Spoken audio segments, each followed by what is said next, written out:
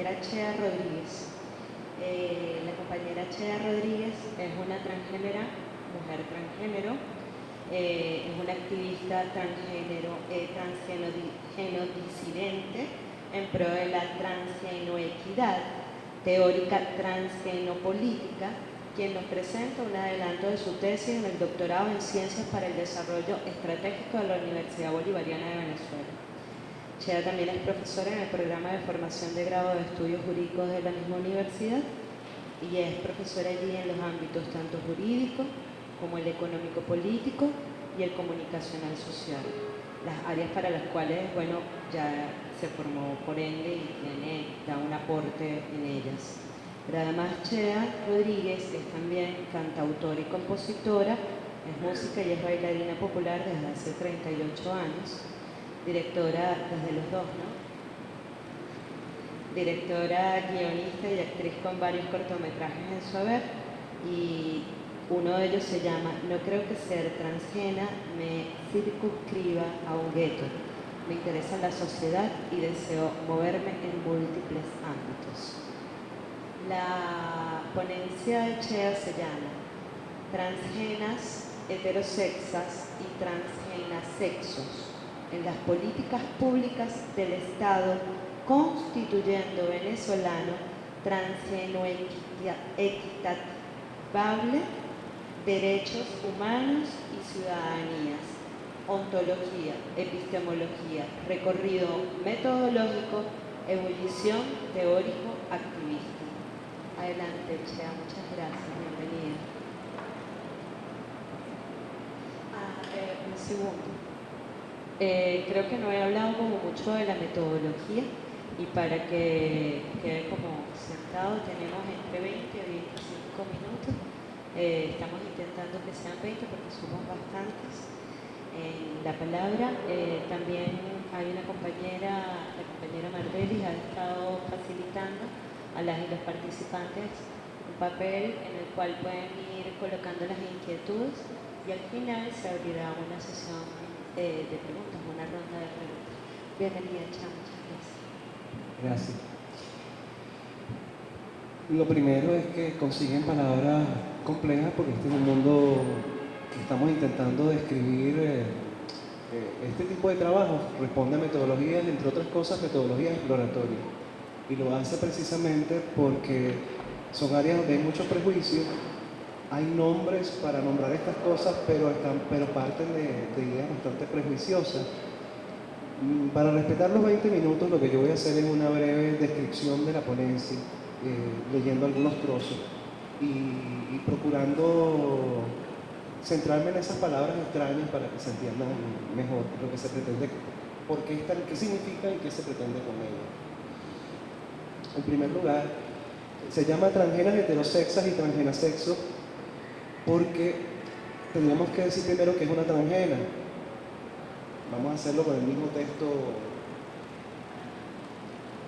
O mejor dicho, primero deberíamos explicar qué es la transgenoequidad, para que es la fuente del asunto. La transgenidad, propiamente. La transgenidad, vamos a describir la evolución del concepto. Lo voy a hacer siguiendo las propuestas de Foucault en la arqueología del saber. En 1853, estamos hablando, antes de comenzar, estamos hablando de la historia académica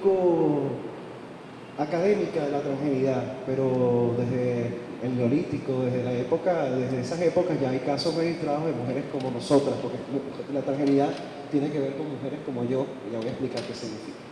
1853, Frankel refiere al hombre que se disfraza de mujer y hace un estudio de caso en Screfacking Blank.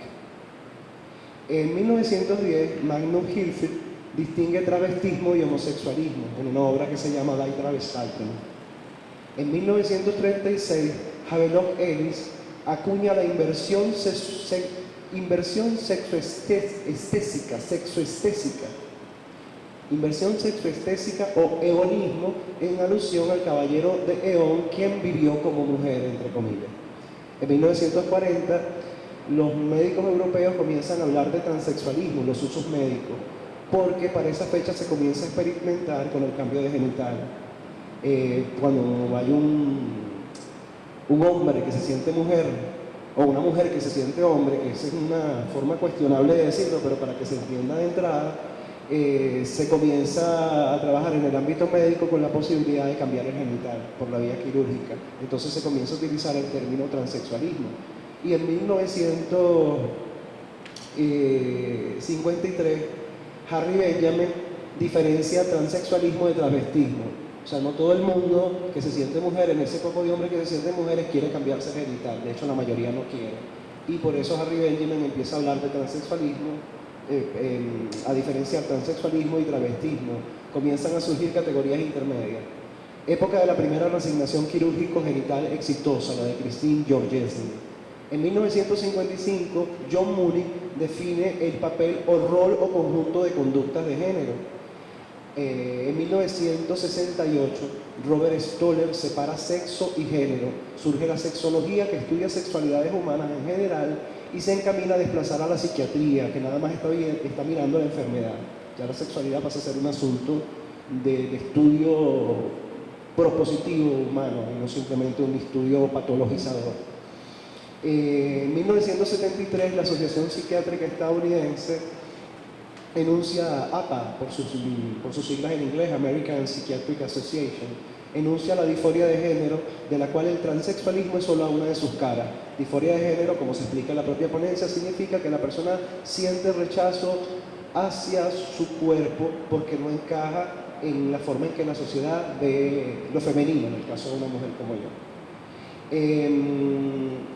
En 1994, APA, la Asociación Psiquiátrica Estadounidense, indica que los trastornos de identidad de género generan dificultades de integración social a las personas que los padecen. Entonces comienza a traslucir la morbidez, la enfermedad, en el plano sociopolítico, ya no en el plano de la persona que es transgénera. En 1990, Judith Butler evidencia lo sexopolítico y lo género político en el contexto de las teorías queer, que significa... Hay varias maneras de traducirlo, quizás marica sea una forma de hacer una traducción bastante aproximada. Transgrediendo al binarismo de sexos machos y sexos hembras y a la transexualidad que le hace el juego. Se manifiesta lo transgénero, el cambio de género sin recurrir a operaciones genitales, por ejemplo, a cambios biológicos quirúrgicos.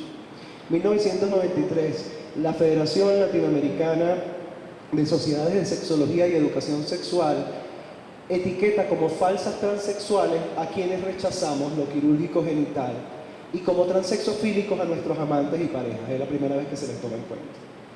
Una de las primeras veces. A finales de los 90 en internet van a conseguir toda una serie de términos para hablar de nosotras. Tranny, sissy boy, chimel. Y para los varones, en el caso de los transgéneros, lady boys. En el 2002, Paul Preciado, que hoy día se llama Beatriz Preciado, porque es un caso contrario al mío, un varón en cuerpo de mujer, la ponencia explica que realmente no somos ningunos varones, él no es ningún varón en cuerpo de mujer, ni yo soy ninguna mujer en cuerpo de hombre, porque este es el cuerpo mío, y si yo soy una mujer, este es mi cuerpo de mujer. Pero lo explicamos de esta manera para siguiendo la forma tradicional, que se entienda mejor en una lectura rápida de una ponencia que tiene 20 páginas. En 2012, la República Argentina establece que toda persona podrá solicitar la rectificación registral del sexo y el cambio de su nombre de pila o imagen cuando no coincidan con su identidad de género autopercibida, en sede administrativa, es decir, sin ir a un tribunal, con su propia palabra válida ante la autoridad, sin hormonarse ni esterilizarse. Antes de esta fecha, del 2012, España y Inglaterra tenían leyes que hablaban de nosotras, pero se nos pedía la esterilización, se nos pedía que nos sometiéramos a tratamientos médicos obligatorios, sin importar las consecuencias que eso trajera. Por ejemplo, aquí se explica que las hormonas tienen propensión a producir accidentes cerebrovasculares y que las personas que tienen problemas de hígado no deberían usar hormonas porque tienen el hígado lesionado. En 2012 comienzo a intervenir yo ya como una teórica en esta área. Soy de las primeras transgéneras que no se va a operar su genital que interviene y he tenido como dos pequeñas influencias en ese mundo, llamémoslo más que teoría postulada. Lo primero es utilizar el lenguaje de género para diferenciar. Todos no podemos ser transgéneros, porque hay tipos y hay tipas. Entonces, los hombres en cuerpo de mujer los llamamos transgénero y a las mujeres en cuerpo de varón las llamamos transgénera. Parece tonto, pero realmente nos ayuda a que se comprenda mejor el tema y a librarnos del machismo de quienes hacen teoría, del heteronormativismo o el heterosexismo sociocultural, como lo denomino yo en mi trabajo. En 2013 yo introdujo otras categorías. Primero hago un acortamiento de transgeneridad y lo convierto en transgeridad para que se pueda pronunciar más fácilmente y para darle una connotación nueva, porque aquí vamos a caminar por los senderos jurídicos, la petición de reivindicaciones, la reasignación ya no quirúrgica sino sociolegal. Segundo, diferenciamos transgenos y transgenas, incluyo a nuestras parejas, yo las llamo transgenas sexos y transgenas sexas. Nosotras podemos tener parejas, hombres o mujeres, depende si somos heterosexuales o lesbianas, ya explicaremos. Se introduce también la categoría sexo disidente, introduzco esa categoría sexo disidente, siguiendo autores argentinos como Diana Mafia, género disidente y transgénero disidente, porque definitivamente lo que van a conseguir en la ponencia y en mi trabajo teórico es la idea de que ya basta de discusiones de si somos normales o no. Este es un problema político. ¿Quién nos excluye? ¿Por qué? ¿Cuál es la línea del Estado? ¿Cuál es el poder político? ¿Qué es lo que hay detrás de todo esto? Entonces ya comenzamos a hablar de transgénero, en mi caso transgenopolítica. Y comienzo a hablar de derechos humanos a sexo disentir y a la sexoequidad. Hoy día mi trabajo en el doctorado se ha hecho mucho más específico. Yo ya no estoy hablando de sexo en general ni de sexodiversidad en general. Yo estoy trabajando con las mujeres como yo y nuestras parejas. Transgenodisidencia, transgenoequidad. Las transgenas, entonces, a partir de esta evolución que les acabo de describir, para describirnos a nosotros vamos a utilizar una lista abierta vamos a categorizar caracterizadamente. Primero somos mujeres, así nos autopercibimos y proyectamos, sin simultaneidad ni ambigüedad de género. O sea, nosotras no somos personas que pensamos que somos de los dos géneros al mismo tiempo o que tenemos una confusión. Y en segundo lugar, nosotras no presentamos dos genitales, como le pasa a los intersexuales e intersexuales, que ellos sí tienen dos genitales en su cuerpo, ya biológicamente ellos tienen doble carga. Nuestra psicosocialidad se subordina a nuestra biología. O sea, primero está la OMS y los organismos que se mencionan aquí dicen que la sexualidad humana es biológica, psicológica y social. Yo hago un ajuste. Es psicológica, sociológica y después de que es biológica. Usted se pregunta qué significa genéricamente su cuerpo después de que su psiquis y su vida social le dicen cómo es ese género. Después de que tiene conciencia de su género, el cuerpo sigue la suerte de esa conciencia psicosocial. Es falacia que cada sexo se corresponde con un solo género. Identidad de género es una convicción personal y privada, como dicen, por ejemplo, Master y Johnson, entre otros autores especialistas, que hay bastante. Es una ponencia abundantísima en citas y todas están muy trabajadas. Nos tenemos que defender mucho porque hay ataques fuertes contra nosotros en los propios medios académicos, y más cuando académicos ligados al ámbito religioso o al ámbito de la izquierda radical, que opinan desde el machismo, desde lo patriarcal y que se parecen entre sí, aunque unos digan que son de izquierda y otros de derecha, intervienen en el ámbito académico y procuran desestimarnos, como si fuéramos para algunos izquierdistas radicales lumpenburgués, y para algunos izquierdistas de la derecha, depende de la capacidad económica, será el reconocimiento que podamos obtener de ellos. Me estoy sujetando al texto que está aquí en lo que digo. No somos intersexuales, ya eso lo expliqué. Nuestro sexo es XY. Yo tengo sexo XY en lo cromosómico.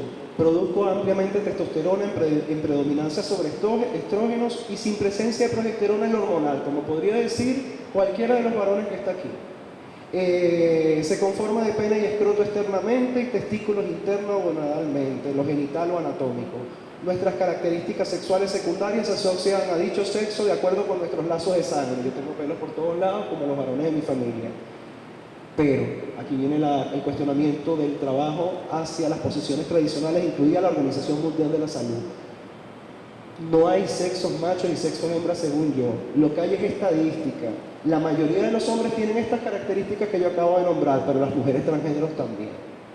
Es un problema estadístico, pero no es una verdad fatal que tener pene y testículos significa que se es hombre, porque si no reventamos todas las ideas y teorías de género de las feministas para acá. Y la idea de la psicosocialidad. No experimentamos malestar con nuestro sexo. Es bueno que lo explique. Cuando dicen es bueno que lo explique siempre sujetándome lo que está aquí. No les estoy haciendo trampa, eso es lo que seguirán en la ponencia. Cuando la Asociación Psiquiátrica Americana dice que nosotros padecemos disforia de género, lo que ella está diciendo es que nosotros tenemos disforia, nosotros rechazamos nuestro propio cuerpo porque no nos deja integrarlo. Yo desafío eso. Yo no tengo ninguna disforia de género, este es mi cuerpo. Yo tengo disforia de la sociedad machista y hembrista, heterosexista, socioculturada en la que yo vivo. La disforia mía no es contra mi cuerpo. La mayoría de nosotros no pretende cambiar su cuerpo. Puede aceptar algún ajuste físico, implantarse senos, pero tampoco es obligado. Tomar hormonas, pero no es obligado. Eso es lo que dice la ley argentina que les nombré hace un rato. No experimentamos, ya se lo dije. Punto número 4. Nuestra reflexión bioética rechaza las esterilizaciones forzosas. La mayoría no buscamos mudanza quirúrgica genital. Muchas de nosotras no nos implantamos senos ni nos hormonamos con estrógenos y progesterona, evitando riesgos hepáticos y accidentes cerebrovasculares. Tememos a los efectos hipersensibilizadores del láser depilador de la piel. Se dice que puede hipersensibilizarnos hasta tal punto que eliminar nuestros vellos significa tener cáncer de piel. Aspiramos a que la ideología o racionalidad, esto que voy a nombrar, voy a hacer énfasis en algunas palabras para hacerles notar que estoy nombrando 3 categorías específicas del trabajo de la tesis. En esta ponencia solo se nombra un 60% de las categorías. Aquí les voy a nombrar 3. Aspiramos a que la ideología o racionalidad pública generadora voluntaria de políticas, esa es una categoría, en la inteligencia gubernamental en sentido amplio, que es otra categoría, gire en torno a la transgenoequidad, que es otra categoría, para que pueda realizarse el Estado constituyendo venezolano transgeno-equitativable. ¿Qué quiere decir eso? Y para eso hay toda una parte aquí explicada cuando se explican las mismas categorías. Oye, que el aparato público lo maneja un grupo al que vamos a llamar inteligencia, siguiendo tradiciones teóricas del mundo de la izquierda.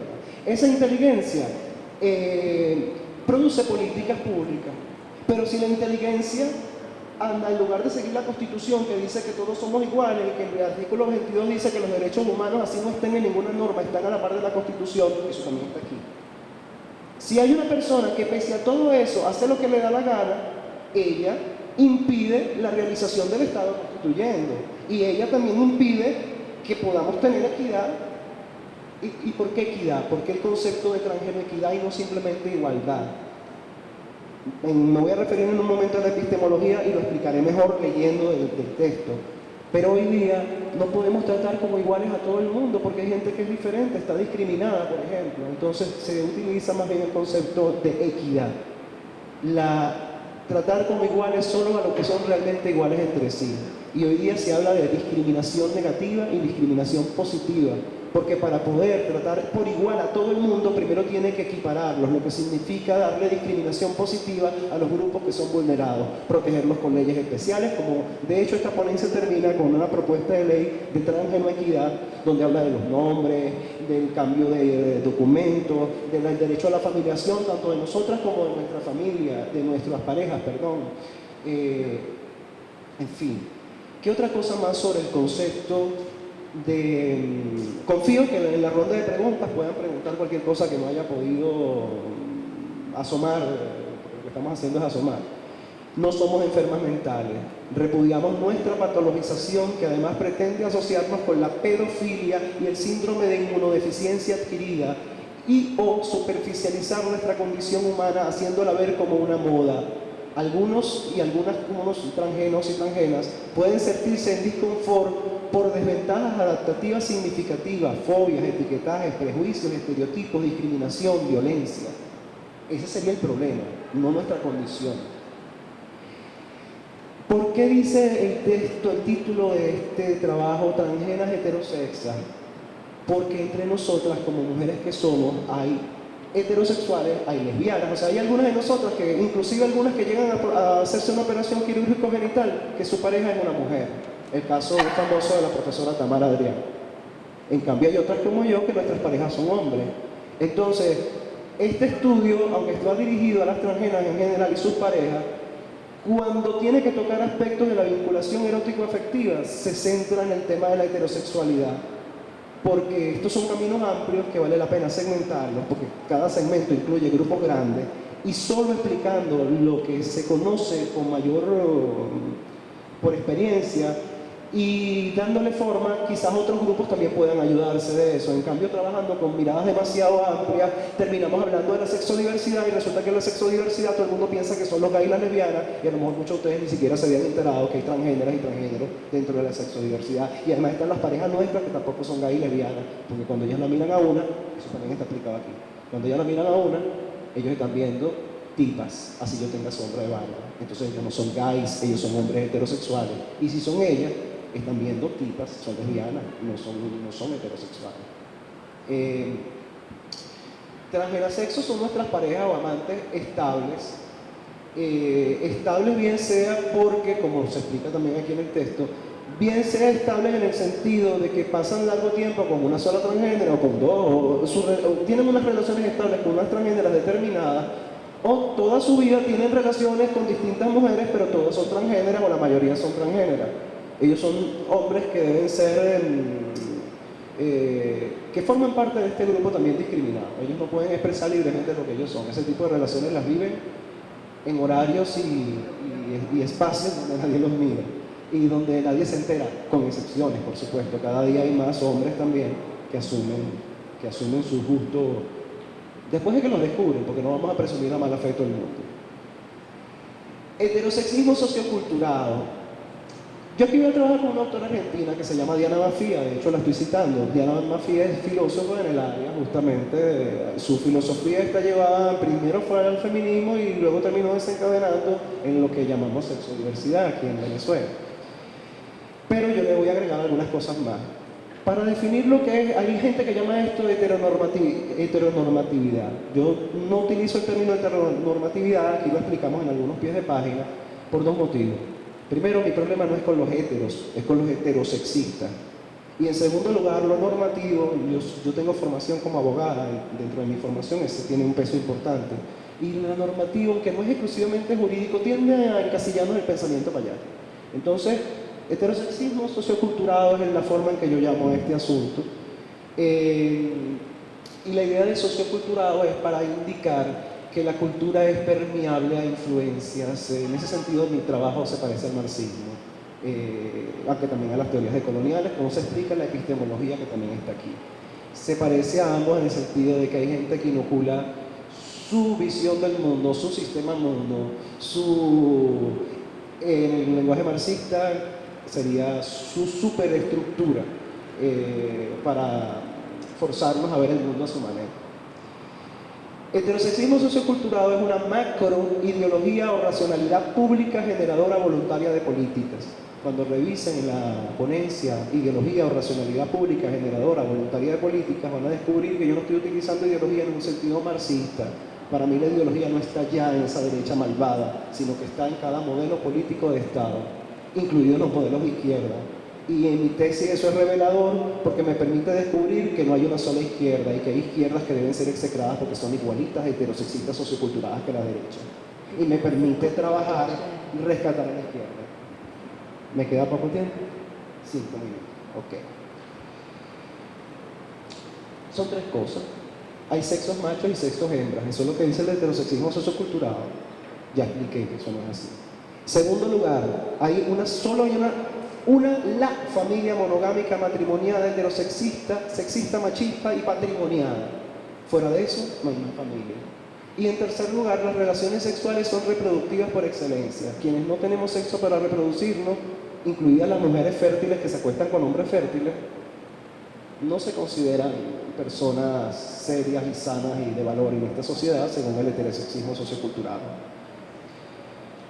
Me gustaría referirme para cerrar a la epistemología. Lo dejé para el final porque he sido presionada por algunos profesores del doctorado, entre los cuales hay dos aquí presentes, cosas que les agradezco, a revelar mi ontología y epistemología, cosa que la mayoría de los autores y autoras no hacen. Les agradecí el desafío y se lo sigo agradeciendo por varias cosas.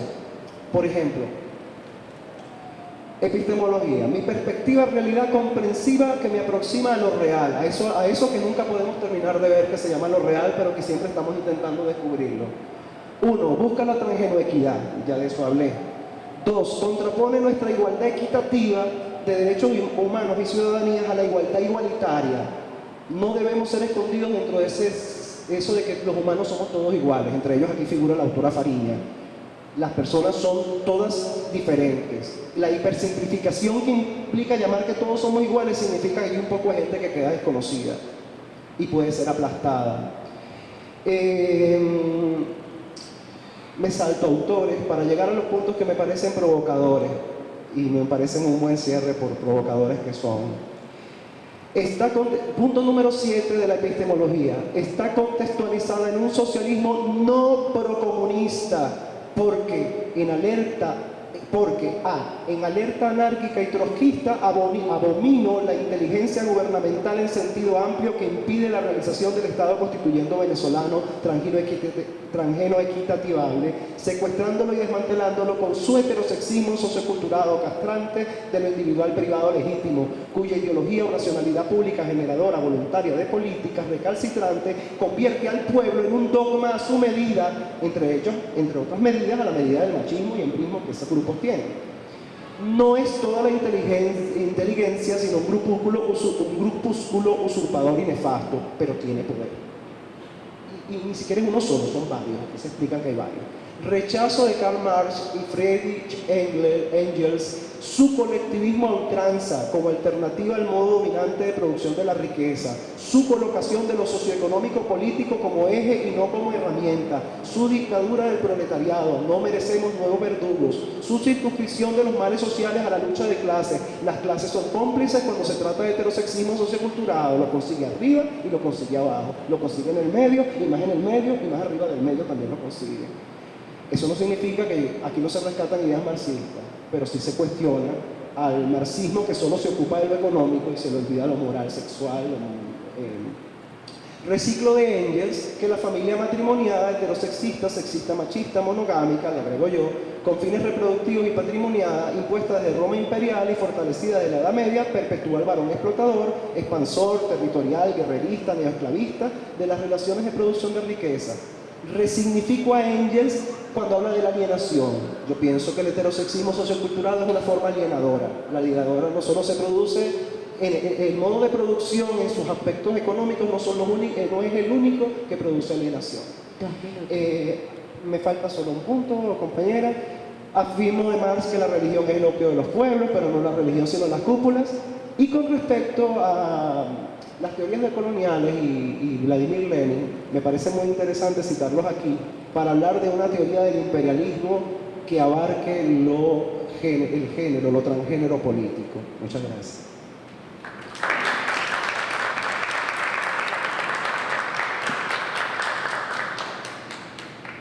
Muchas gracias, quizás una de las cosas más rescatables y que más me agradaron de esta investigación y de esta ponencia es la investigación hecha desde la primera persona.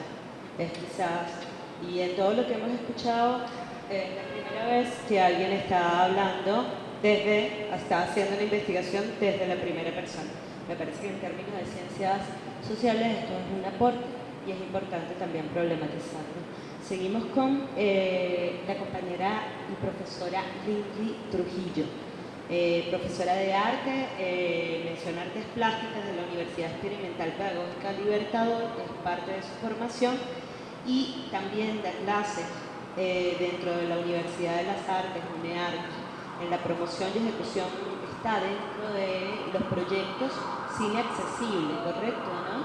Que, bueno, se encarga de la promoción y de la ejecución, que está dirigido a personas con discapacidad con la Fundación de la Cinemateca Nacional. También apoya en el proyecto del Centro Nacional de Historia sobre las revistas Memorias de Venezuela en formato accesible y bueno, ha tenido participación en las jornadas de investigación de UNEARTE y es miembro del Comité Unido 3 de diciembre por las personas con discapacidad, ¿cierto? Su línea de investigación la define como el arte y la cultura como espacios para la inclusión y la transformación de la conciencia. El nombre de la ponencia de la compañera Lindy, de la profesora, es Trascendiendo las barreras y transformando conciencias. Bienvenida.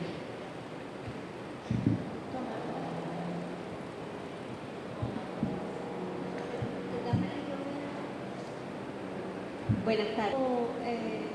Conocimiento, intercambiando, socializando espacios y que realmente nos apalanca todo este tema de la inclusión, ¿no? Mientras más personas estemos en estos espacios, promocionando, promoviendo, investigando y además haciendo, que creo que es lo más importante, es la clave, pues construiremos una sociedad justa, equitativa, y hacia allá vamos. Y hacia allá tenemos formalmente de 16, casi 17 años trabajando, ¿no?, con nuestro eterno Hugo Chávez, y tenemos que seguir, ¿no?, a pesar de cualquier adversidad. Creo que en la adversidad es donde nos consolidamos y digamos, somos más creativos para continuar este camino. Tengo una presentación, pero aquí no la debería...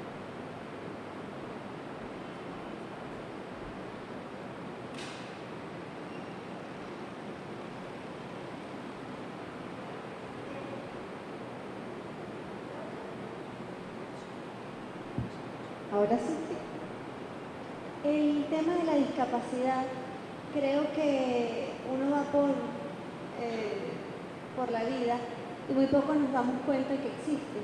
Existe para, ay, pobrecito, ay, caramba, vamos a ayudarlo porque necesita mi ayuda, ¿sí? Pero nadie voltea su mirada, o la mayoría de las personas, para decir, este es un igual, este es un par, que tiene unos requerimientos que quizás yo más adelante pueda tener, o que no los tenga. Ninguno de nosotros está salvado de tener en algún momento algún tipo de discapacidad, leve, severa, etc. ¿Por qué transformando conciencias? Vamos a ir revisando todo lo que